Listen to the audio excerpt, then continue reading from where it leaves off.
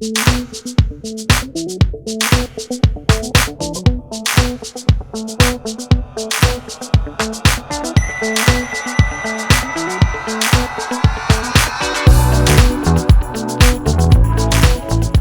decir que desde chico siempre me interesaron los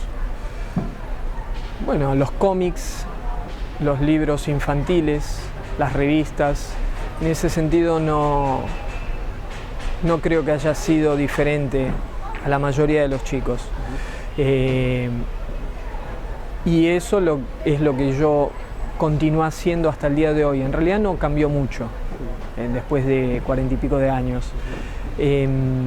Yo sigo dibujando, sigo haciendo lo que me apasiona, lo que me despertaba interés y curiosidad, los personajes fantásticos.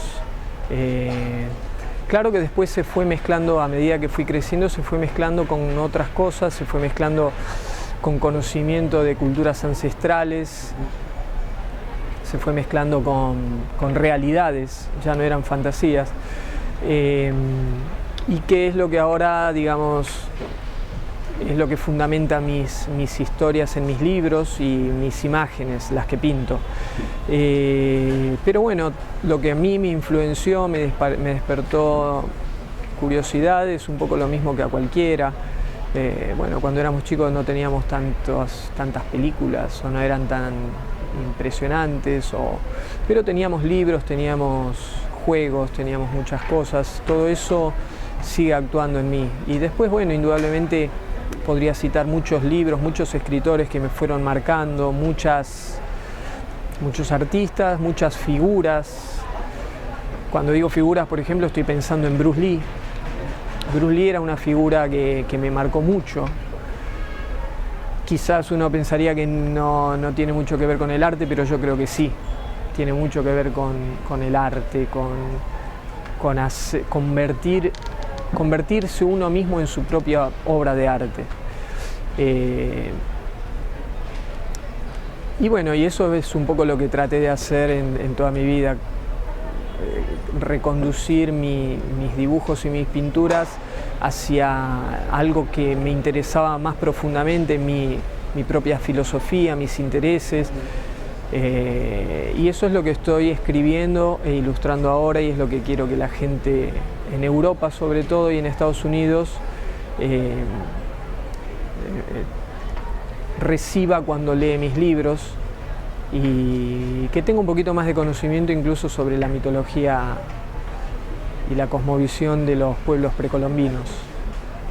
En realidad no hay mucha diferencia entre la cosmovisión de los celtas a los mayas o incas. En el fondo tienen más cosas en común que lo que los diferencia. O sea, particularmente todas las culturas ancestrales tenían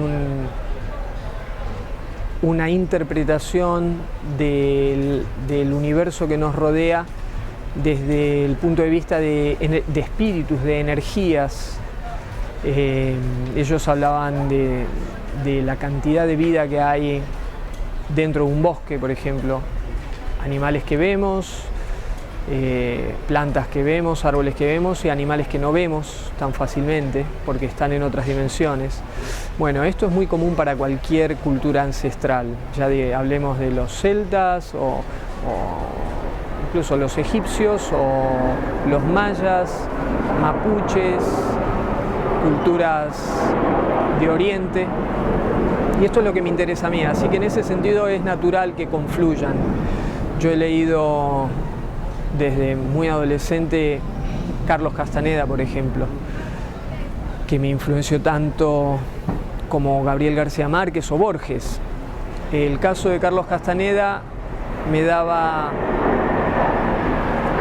resonaba, podríamos decir, porque